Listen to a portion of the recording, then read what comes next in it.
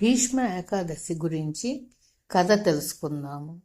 శ్రీ విష్ణు సహస్రనామ జయంతి రోజు మాఘ శుక్ల ఏకాదశిని భీష్మ ఏకాదశి అంటాము.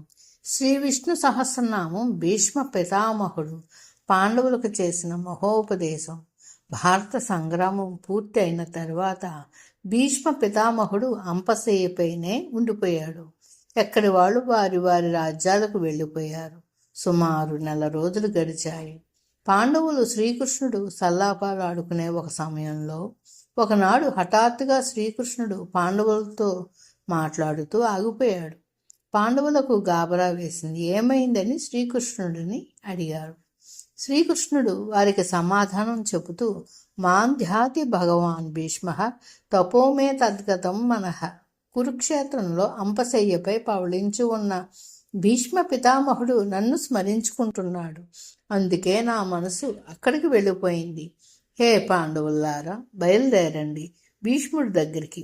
ఎందుకంటే భీష్ముడు ఆస్తికాగ్రేసరుడు, ధర్మాలను అవపోసన పట్టినవాడు, శాస్త్రాలను పూర్తిగా ఆకలింపు చేసిన మహనీయుడు, మానవాళి తరించడానికి కావలసిన మార్గాలను స్పష్టంగా తెలిసిన మహనీయుడు, సులభంగా జీవకోటిని తరింపచేయడం ఎట్లానో అవగతం చేసుకున్న మహనీయుడు, ధర్మ విషయంలో ఏ సంశయాలు ఉన్నా ప్రామాణికంగా తీర్చగలిగే ఏకైక మహానుభావుడు.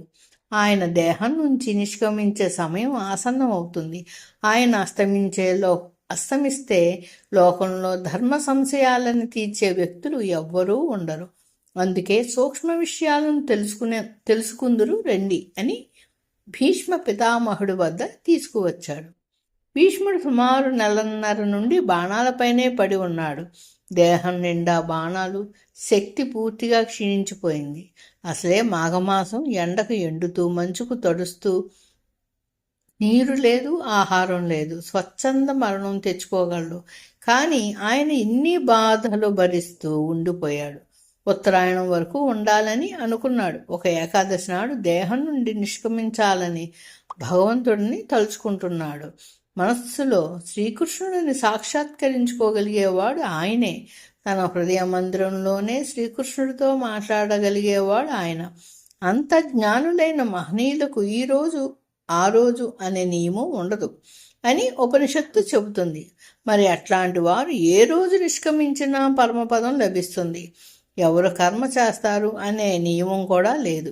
భీష్ముడు తనకి మాతా పిత భ్రాత నివాసః శరణం సుహృద్ గతి గమ్యం సర్వం నారాయణ అని అనుకున్న మహనీయుడు. ఆయనకు సర్వం శ్రీకృష్ణుడే అని విశ్వసించేవాడు. అందుకు ఆయన ఏనాడు మరణించినా భగవంతుడి సాయుధ్యం కలుగక మానదు. మరి అన్ని రోజులు అంపశయ్యపై ఎందుకు ఉండిపోయాడు? ఆయనకు తను చేసిన దోషం ఒకటి స్పష్టంగా జ్ఞాపకం ఉంది. చేసిన ప్రతి దోషం శరీరంపైనే రాసి ఉంటుందంట. అది తొలగితే తప్ప సద్గతి ఏర్పడదట. ఏ దోషం చేశాడు ఆయన? ద్రౌపదికి సభా మధ్యంలో అవమానం జరుగుతుంటే ఏం చేయలేకపోయాడు. భగవద్భక్తురాలికి అవమానం జరుగుతుంటే చూస్తూ కూర్చుండిపోయాడు. ద్రౌపదికి శ్రీకృష్ణుడంటే అత్యంత ప్రేమ. తన గురువు వశిష్ఠుల వారు చెప్పారట, మహత్యాధిపతి సంప్రాప్తే స్మర్తవ్య భగవాన్ హరి.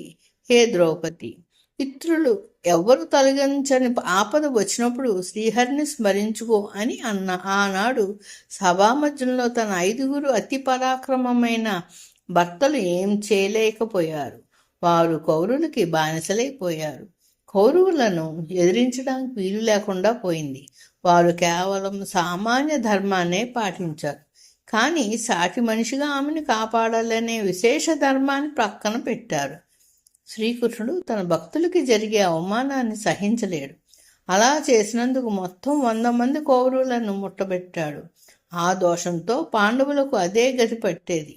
కానీ అలా చేస్తే చివరికి తాను ఎవరిని రక్షించాలనుకున్నాడో ఆ ద్రౌపదికే నష్టం జరుగుతుందని వారిని అట్టే ఉంచాడు.